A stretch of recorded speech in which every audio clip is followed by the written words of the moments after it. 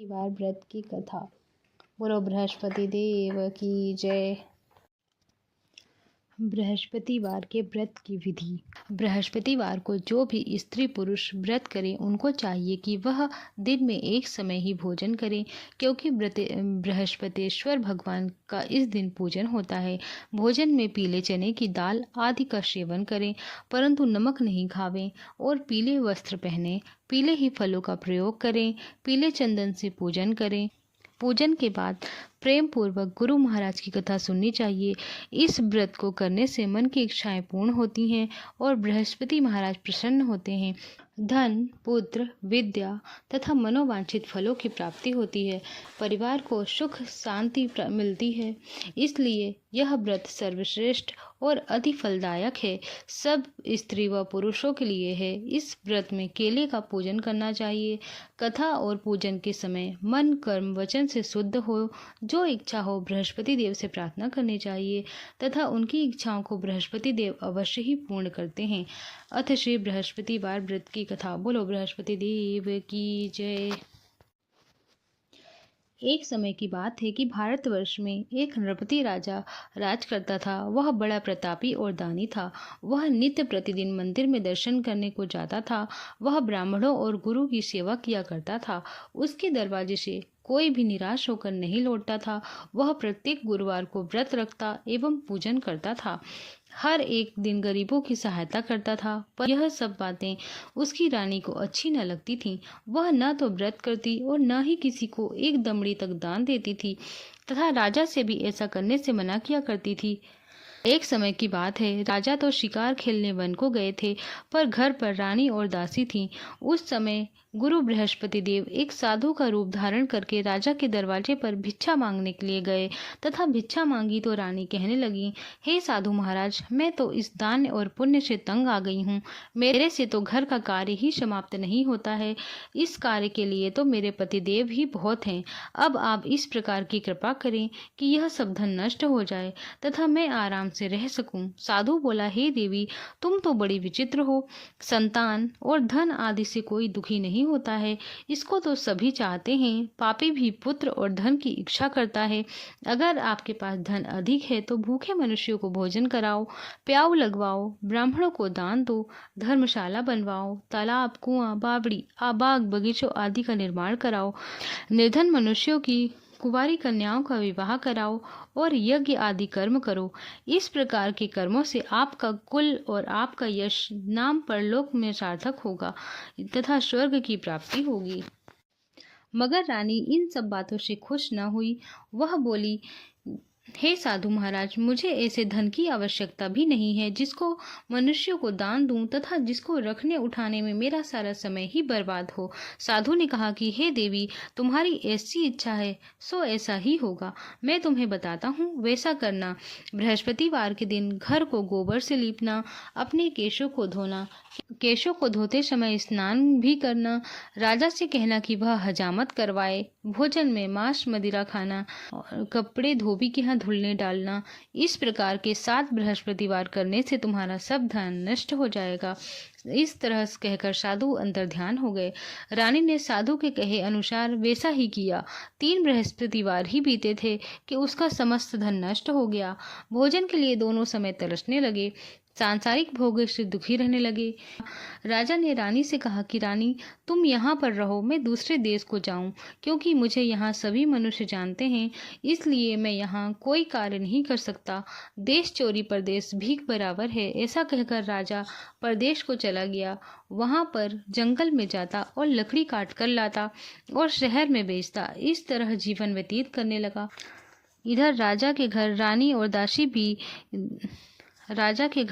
व दासी दुखी रहने लगे। किसी दिन भोजन मिलता और किसी दिन जल पीकर रह जाती। एक समय रानी और दासी को 7 रोज बिना भोजन के व्यतीत हो गए। रानी ने अपनी दासी से कहा, हे दासी, यहाँ पास के ही नगर में मेरी बहन रहती है। वह बड़ी धनवान है। उसके पास जा और 5 सेर गेहूं मांग ला। कुछ समय के लिए गुजर हो जाएगी। इस प्रकार रानी की आज्ञा मानकर उसकी दासी बहन के घर गई। रानी की बहन बहन को देखा तो उसने बोला कि हे रानी, तुम्हारी बहन ने मुझे भेजा है, मेरे लिए 5 सेर गेहूं दे दो। इस प्रकार दासी ने अनेक बार कहा, परंतु रानी ने कोई उत्तर नहीं दिया क्योंकि उस समय वह बृहस्पति देव की कथा सुन रही थी। इस प्रकार बांदी को जब कोई उत्तर नहीं मिला तो वह दुखी हुई और क्रोध भी आया और लौटकर अपनी रानी के पास आकर बोली, हे रानी, तुम्हारी बहन तो बहुत ही अभिमानी है, वह छोटे मनुष्य से बात भी नहीं करती, इसलिए मैंने कहा सो उसने कोई उत्तर नहीं दिया, मैं वापस चली आई। रानी बोली, दासी, उसमें उसका कोई दोष नहीं, जब बुरे दिन आते हैं तो कोई सहारा नहीं देता, अच्छे बुरे का पता आपत्ति में आकर ही लगता है, जो ईश्वर की इच्छा होगी वही होगा। यह सब हमारे भाग्य का दोष है। इधर उस रानी ने देखा कि मेरी बहन की दासी आई थी, परंतु मैं उससे नहीं बोली, इसलिए वह बहुत दुखी हुई होगी। यह सोचकर कथा को सुन और विष्णु भगवान का पूजन समाप्त कर रानी बहन के घर चल दी और अपनी बहन के घर जाकर बहन से कहने लगी, हे बहन, मैं बृहस्पतिवार का व्रत कर रही थी, तुम्हारी दासी गई, परंतु जब तक कथा होती है तब तक ना उठते हैं और ना बोलते हैं, इसलिए मैं ना बोली। कहो दासी, क्यों गई थी? रानी बोली, बहन, हमारे अनाज नहीं था, वैसे तुमसे कोई बात छिपी नहीं है, इस कारण मैंने दासी को तुम्हारे पास 5 सेर गेहूं लेने के लिए भेजा था। रानी बोली, बहन देखो, बृहस्पति भगवान सबकी मनोकामना पूर्ण करते हैं, देखो शायद तुम्हारे घर में अनाज रखा हो। इस प्रकार जब रानी ने सुना तो वह घर के अंदर गई और वहां उसे गेहूं का घड़ा मिल गया। तब तो उस रानी और बांदी को बहुत ही खुशी हुई और दासी से कहने लगी, हे दासी, देखो, वैसे हमको अन्न नहीं मिलता तो हम रोज ही व्रत करते हैं, अगर इससे व्रत की विधि पूछ ली जाए तो क्यों ना हम भी इसे करें। तब उस रानी ने अपनी बहन से पूछा कि हे बहन, बृहस्पतिवार के व्रत की कथा कैसे है तथा यह व्रत कैसे करना चाहिए? रानी की बहन ने कहा कि गुरु के व्रत में चना की दाल मुनक्का से विष्णु भगवान का केले की जड़ में पूजन करें तथा दीपक जलावें, पीला भोजन करें तथा कहानी सुने। इस प्रकार से करने से गुरु भगवान प्रसन्न होते हैं, अन्न पुत्र धन देते हैं, मनोकामना पूर्ण करते हैं। इस प्रकार रानी और दासी दोनों ने निश्चय किया कि बृहस्पति भगवान का पूजन जरूर करेंगे। 7 रोज बाद बृहस्पतिवार आया, उन्होंने व्रत रखा, गुड़साल में जाकर चना गुड़ बिन लाई और उसकी दाल से केले की जड़ में विष्णु भगवान का पूजन किया। अब भोजन पीला कहाँ से आवे? बेचारी बड़ी दुखी हुई, परंतु उन्होंने व्रत रखा था, इस कारण गुरु भगवान उन पे प्रसन्न थे। 2 थालों में सुंदर पीला भोजन लेकर आए और दासी को देकर बोले, ये तुम्हारे और रानी के लिए है। दासी भोजन पाकर बड़ी प्रसन्न हुई और रानी से बोली, रानी जी, भोजन कर लो। रानी को इस विषय में कुछ पता न था, इसलिए वह दासी से बोली, तू ही भोजन कर, क्योंकि तू हमारी व्यर्थ में हंसी उड़ाती है। दासी बोली, एक महात्मन भोजन दे गया है। रानी कहने लगी, वह भोजन तेरे लिए ही दिया है, तू भोजन कर। दासी ने कहा कि वह महात्मन हम दोनों को 2 थालों में भोजन दे गया है, इसलिए हम और तुम दोनों ही साथ साथ भोजन करेंगी। इस प्रकार रानी और बांदी ने गुरु को नमस्कार कर भोजन आरंभ कर दिया तथा वह प्रत्येक बृहस्पतिवार को गुरु भगवान का व्रत और विष्णु पूजन करने लगी। बृहस्पति भगवान की कृपा से रानी और दासी के पास धन आ गया और वह फिर से उसी प्रकार आलस्य करने लगी। दासी बोली, देखो रानी, तुम पहले इस प्रकार आलस्य करती थी, धन रखने में तुम्हें कष्ट होता था, इस कारण सब धन नष्ट हो गया। अब गुरु भगवान की कृपा से धन मिला है, तब तुम्हें फिर आलस्य होता है। बड़ी मुसीबतों के बाद हमने यह धन पाया है, इसलिए दान पुण्य करना चाहिए तथा भूखे मनुष्य को भोजन करवाओ, प्याऊ लगवाओ, ब्राह्मणों को दान दो, कुआं, तालाब, बावड़ी आदि का निर्माण करवाओ, मंदिर, पाठशाला बनवाकर दान करो, कुंवारी कन्याओं का विवाह करवाओ, धन को शुभ कर्मों में खर्च करो, जिससे तुम्हारे कुल का यश बढ़े तथा स्वर्ग प्राप्त हो और पितर भी प्रसन्न हो। तब रानी ने इसी प्रकार कर्म करना आरंभ किया तो काफी यश फैलने लगा। एक दिन रानी और दासी विचार करने लगी कि राजा न जाने किस प्रकार से होंगे, उनकी कोई खबर नहीं है। गुरु भगवान से प्रार्थना की और भगवान ने रात्रि में राजा को स्वप्न में कहा कि हे राजा, उठ, तेरी रानी तुझको याद करती है, अपने देश को चलो। राजा प्रातः काल उठा और विचार करने लगा, स्त्री जाति खाने और पहनने की संगनी होती है, पर भगवान की आज्ञा मानकर वह अपने नगर के लिए चलने को तैयार हुआ।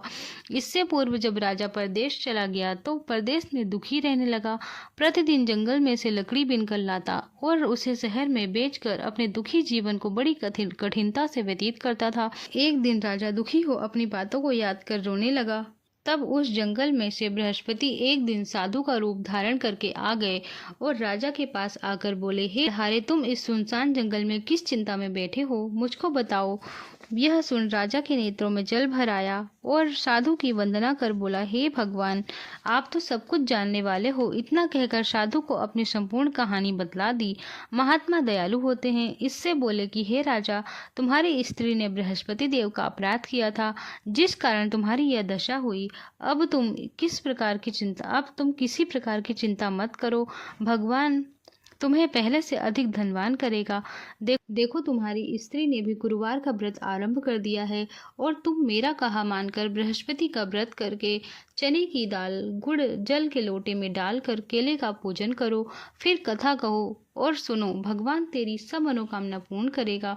साधु को प्रसन्न देख राजा बोला, हे प्रभु, मुझे लकड़ी बेचकर इतना पैसा नहीं मिलता जिससे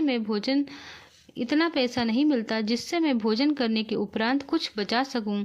मैंने रात्रि को अपनी स्त्री को व्याकुल देखा है। मेरे पास कुछ भी नहीं है जिससे मैं उसकी खबर मंगा सकूं, और फिर कौन सी कहानी कहूं, यह सब मुझको कुछ मालूम नहीं है। साधु ने कहा कि हे राजा, तो किसी बात की चिंता मत कर। बृहस्पति के दिन तुम रोजाना की तरह लकड़ियां लेकर शहर को जाओ। तुमको रोज से दुगुना धन प्राप्त होगा, जिससे तुम भली भांति भोजन कर लोगे और बृहस्पति भगवान की पूजा का सामान भी आ जाएगा। बृहस्पति की कहानी निम्न प्रकार से है। बृहस्पति देव की कहानी। प्राचीन काल में एक ब्राह्मण था। वह बहुत निर्धन था। उसकी कोई संतान नहीं थी। उसकी स्त्री बहुत मालिनता के साथ रहती थी। वह स्नान न करती, किसी देवता का पूजन नहीं करती, प्रातः काल उठते ही सर्वप्रथम भोजन करती, बाद में कोई अन्य कार्य करती। इससे ब्राह्मण देवता बड़े दुखी थे। बेचारे बहुत कुछ कहते, किंतु उसको कोई परिणाम न निकला। भगवान की कृपा से ब्राह्मण की स्त्री को कन्या रूपी रत्न पैदा हुआ। वह कन्या अपने पिता के घर बड़ी होने लगी। वह बालिका प्रातः स्नान करके विष्णु भगवान का जप करने लगी। बृहस्पतिवार को व्रत करके पूजन करने लगी। अपने पूजा पाठ को समाप्त करके स्कूल को जाती और अपनी मुट्ठी में जौ भर के ले जाती और पाठशाला के मार्ग में डालती जाती। तब ये जौ स्वर्ण के हो जाते और लौटते समय उसको बिनकर अपने घर ले आती। एक दिन वह बालिका सूप में उन सोने के जवों को फटक कर साफ कर रही थी। उसके पिता ने देख लिया और अपनी बेटी से कहा, सोने के जवों को फटकने के लिए सोने का सूप होना चाहिए। दूसरे दिन गुरुवार था। इस कन्या ने व्रत रखा और बृहस्पति देव से प्रार्थना करके कहा, हे प्रभु, यदि मैंने आपकी पूजा सच्चे मन से की है तो मेरे लिए सोने का सूप दे दो।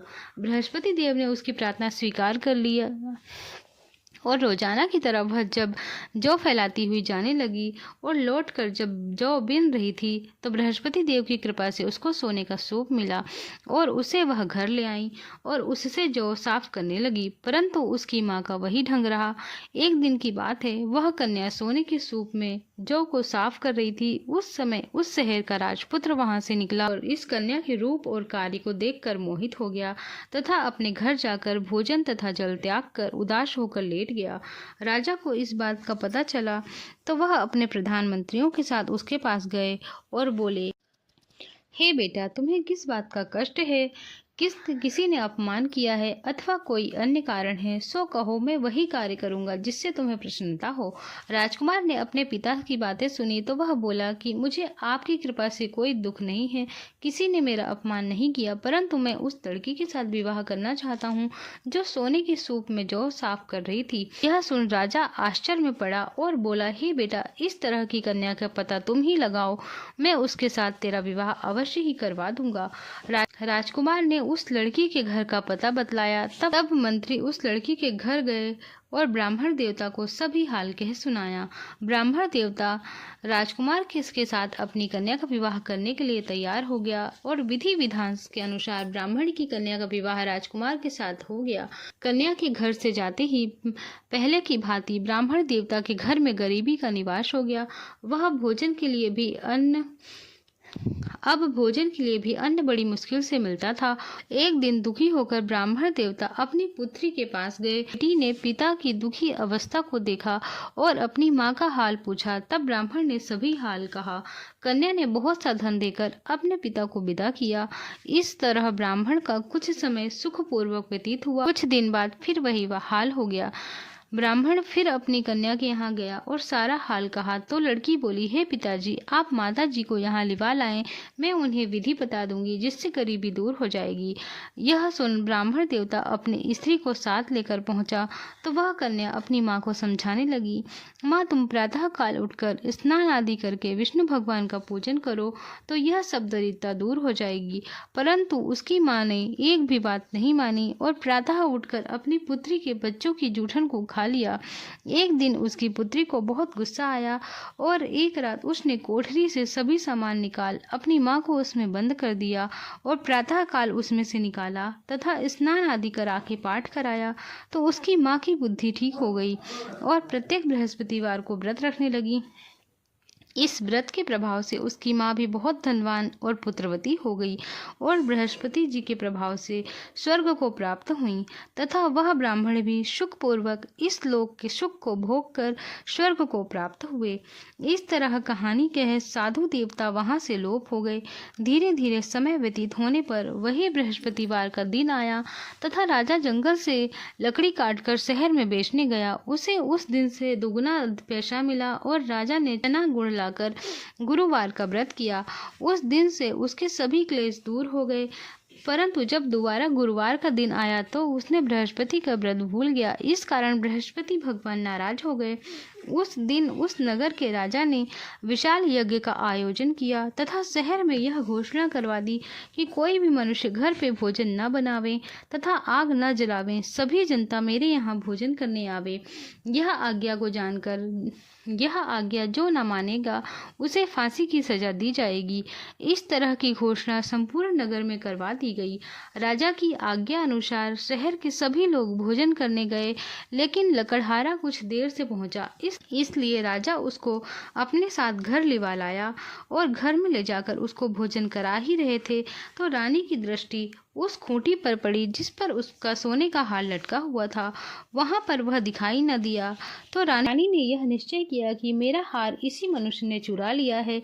उसी समय उसने सैनिकों को बुलवाकर राजा को जेल खाने में बंद करवा दिया। वह राजा जेल में पड़ गया और बहुत दुखी होकर विचार करने लगा कि न जाने कौन से पूर्व जन्म के कर्म से मुझे यह दुख प्राप्त हुआ है। उसी साधु को याद करने लगा जो जंगल में मिला था। उसी समय तत्काल बृहस्पति देव साधु रूप में प्रकट हुए और राजा को देखकर कहने लगे, मूर्ख, तूने बृहस्पति देवता की कथा नहीं की, इस कारण तुझे यह दुख प्राप्त हुआ है। अब चिंता मत कर, बृहस्पति के दिन जेल खाने के दरवाजे पर 4 पैसे पड़े मिलेंगे, उससे तुम बृहस्पति देव की पूजा करना, तेरे सभी कष्ट दूर हो जाएंगे। बृहस्पतिवार के रोज उसे 4 पैसे पड़े मिले। राजा ने कथा कह पूजन किया। रात्रि को बृहस्पति देव ने उस नगर के राजा को स्वप्न में कहा कि हे राजा, तुमने जिस आदमी को जेल खाने में दिया है वह निर्दोष है, वह राजा है, उसे छोड़ देना। रानी का हार उसी खूंटी पर लटक रहा है। अगर तुम ऐसा नहीं करोगे तो मैं तेरे राज्य को नष्ट कर दूंगा। इस तरह वह रात्रि के स्वप्न को याद कर प्रातःकाल उठा और खूंटी पर हार को देखकर लकड़हारे को बुलाकर क्षमा मांगी तथा राजा को योग्य सुंदर वस्त्र आभूषण देकर विदा किया तथा गुरुदेव की आज्ञा अनुसार राजा अपने नगर को चल दिया। राजा जब नगर के निकट पहुंचा तो उसे बड़ा आश्चर्य हुआ। वहां पर पहले से अधिक बाग, तालाब, कुएं और बहुत सी धर्मशाला आदि बन गए थे। राजा ने पूछा, यह सब किसका बाग है? तब नगर के सब लोग कहने लगे, यह सब रानी और बांदी का बनाया हुआ है। तो राजा को बड़ा आश्चर्य हुआ और गुस्सा भी आया। जब रानी ने खबर सुनी कि राजा आ रहे हैं तो उसने दासी को कहा कि देख राजा हमको कितनी बुरी हालत में छोड़ गए थे, वह हालत देखकर लौट न जाएं, इसलिए तू दरवाजे पर खड़ी हो जा। आज्ञा अनुसार दासी दरवाजे पर खड़ी हो गई और राजा आए तो उन्हें अपने साथ घर लिवा लाई।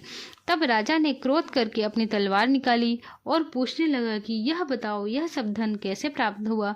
तब उन्होंने कहा कि हे तब उन्होंने कहा, हमें यह सब धन बृहस्पति देव के प्रभाव से प्राप्त हुआ। राजा ने निश्चय किया कि 7 दिन बाद तो सभी बृहस्पति देव का पूजन करते हैं, परंतु मैं प्रतिदिन दिन में 3 बार कथा करूंगा तथा रोज व्रत किया करूंगा। अब हर समय राजा के दुपट्टे में चने की दाल बंधी रहती। वह दिन में 3 बार कथा कहता। एक दिन राजा ने विचार किया कि क्यों ना अपनी बहन के यहाँ हो आवे। इस तरह का निश्चय कर घोड़े पर सवार हो अपनी बहन के यहाँ चलने लगा। मार्ग में उसने देखा कि कुछ आदमी एक मुर्दे को लिए जा रहे हैं। उन्हें रोककर राजा कहने लगा कि अरे भाइयों, मेरी बृहस्पति की कथा सुन लो। वे बोले, हमारा तो आदमी मर गया है, इसको अपनी कथा की पड़ी है। परंतु कुछ आदमी बोले, अच्छा कहो, हम तुम्हारी कथा भी सुनेंगे। राजा ने दाल निकाली और कथा आरंभ कर दी। अभी कथा आधी हुई थी कि वह मुर्दा हिलने लगा, और जब कथा समाप्त हो गई तो राम राम कहकर वह मनुष्य खड़ा हो गया। आगे मार्ग में उसे एक किसान खेत में हल चलाता मिला। राजा ने उसको देखा और उससे बोला, अरे भैया, मेरी बृहस्पति की कथा सुन लो। किसान बोला, जब तक तेरे से कथा सुनूंगा तब तक 4 हरैया जोत लूंगा। जा तू अपनी कथा किसी और को सुनाना। इस तरह राजा आगे चलने लगा। राजा के हटते ही बैल पछाड़ खाकर गिर गए और किसान के पेट में बड़े जोर से दर्द होने लगा।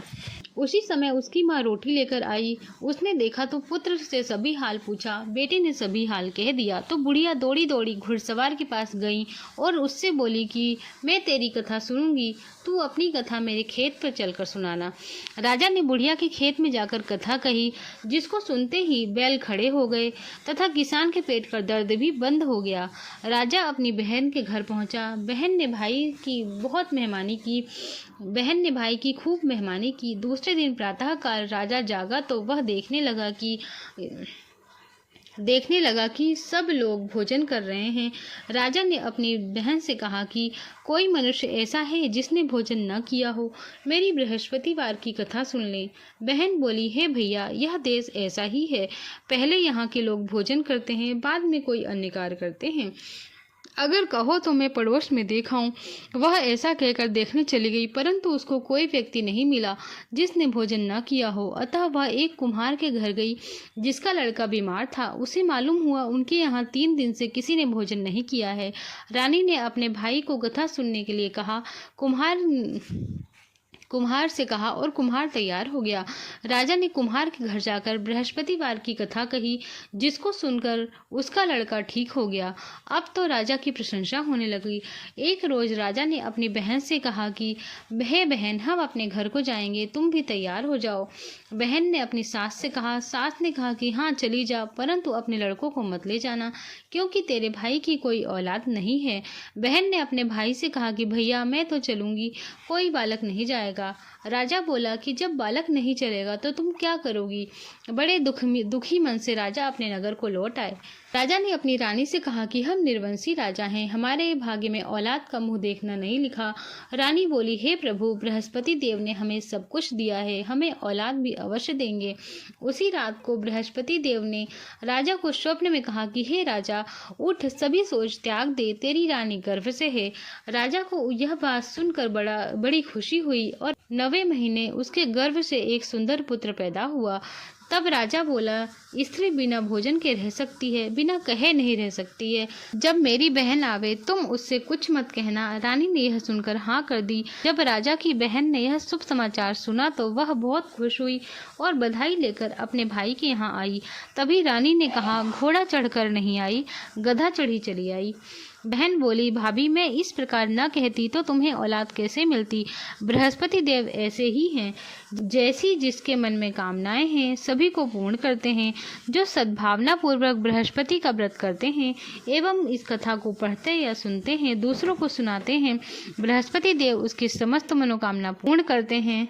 भगवान बृहस्पति उसकी सदैव रक्षा करते हैं। इस संसार में सद्भावना से भगवान जी का पूजन व्रत सच्चे हृदय से जो भी करते हैं उसकी सभी मनोकामनाएं पूर्ण होती हैं। जैसी सच्ची भावना से रानी और राजा ने उनका गुणगान किया तो उनकी सभी इच्छाएं बृहस्पति देव ने पूर्ण की थीं। इसीलिए सबको कथा सुनने के बाद प्रसाद लेकर जाना चाहिए। हृदय से मनन करते हुए जयकारा बोलना चाहिए। बोलो बृहस्पति देव की जय, विष्णु भगवान की जय। बृहस्पति देव की आरती। ओम जय बृहस्पति देवा स्वामी जय बृहस्पति देवा। छिन छिन भोग लगाऊं, छिन छिन भोग लगाऊं, कदली फल मेवा। ओम जय बृहस्पति देवा।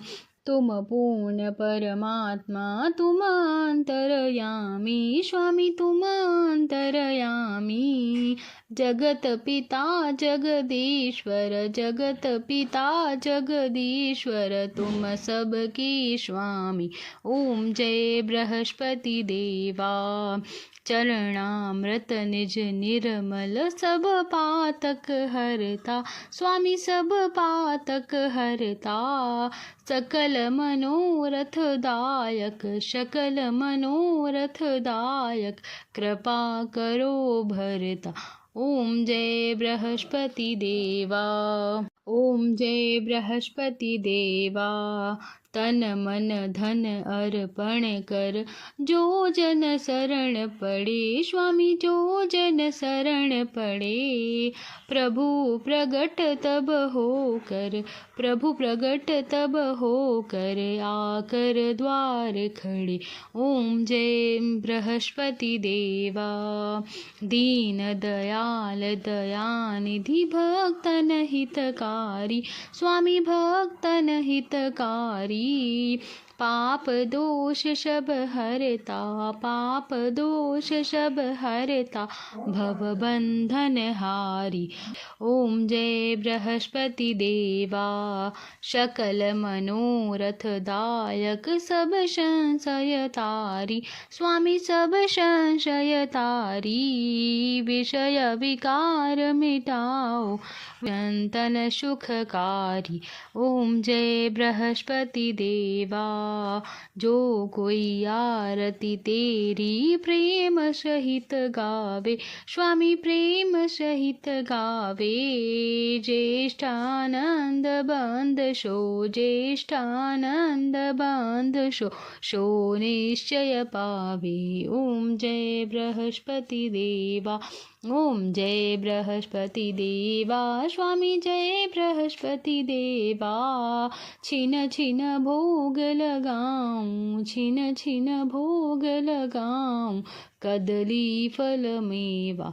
ओम जय बृहस्पति देवा। बोलो बृहस्पति देव भगवान की जय। विष्णु भगवान की आरती। ओम जय जगदीश हरे, स्वामी जय जगदीश हरे। भक्त जनों के संकट, दास जनों के संकट, क्षण में दूर करे। ओम जय जगदीश हरे। जो ध्यावे फल पावे, दुख विनसे मन का, स्वामी दुख विनसे मन का। सुख संपत्ति घर आवे, सुख संपत्ति घर आवे, कष्ट मिटे तन का। ओम जय जगदीश हरे। मात पिता तुम मेरे, शरण गहूँ मैं किसकी, स्वामी शरण गहूँ मैं किसकी। तुम बिन और न दूजा, प्रभु बिन और न दूजा, आश करूँ मैं जिसकी। ओम जय जगदीश हरे। तुम पुण्य परमात्मा तुम अंतरयामी, स्वामी तुम अंतरयामी। पार ब्रह्म परमेश्वर, पार ब्रह्म परमेश्वर, तुम सबके स्वामी। ओम जय जगदीश हरे। तुम करुणा के सागर, तुम पालन करता, स्वामी तुम पालन करता। मैं मूर्ख रख खल कामी, मैं सेवक तुम स्वामी, कृपा करो भरता। ओम जय जगदीश हरे, तुम हो एक अगोचर, सबके प्राणपति, स्वामी सबके प्राणपति। किस विधि मिलहूँ दया में, किस विधि मिलहूँ दया में, तुमको मैं कुमति। ओम जय जगदीश हरे, दीन बंधु दुख हरता, तुम रक्षक मेरे, स्वामी तुम ठाकुर मेरे। अपने हाथ बढ़ाओ, करुणा हाथ बढ़ाओ, द्वार पड़ा मैं तेरे। ओम जय जगदीश हरे, विषय विकार मिटाओ, पाप हरो देवा, स्वामी पाप हरो देवा। श्रद्धा भक्ति बढ़ाओ, श्रद्धा भक्ति बढ़ाओ, संतन की सेवा। ओम जय जगदीश हरे, तन मन धन यह जीवन, सब कुछ है तेरा, स्वामी सब कुछ है तेरा। तेरा तुझको अर्पण, तेरा तुझको अर्पण, क्या लागे मेरा। ओम जय जगदीश हरे, श्री जगदीश जी की आरती जो कोई जन गावे, स्वामी जो कोई नर गावे। कहत शिवानंद स्वामी, जपत हरा हर स्वामी, सुख संपत्ति पावे। ओम जय जगदीश हरे, ओम जय जगदीश हरे, स्वामी जय जगदीश हरे। भक्त जनों के संकट, दास जनों के संकट, क्षण में दूर करे। ओम जय जगदीश हरे। बोलो विष्णु भगवान की जय।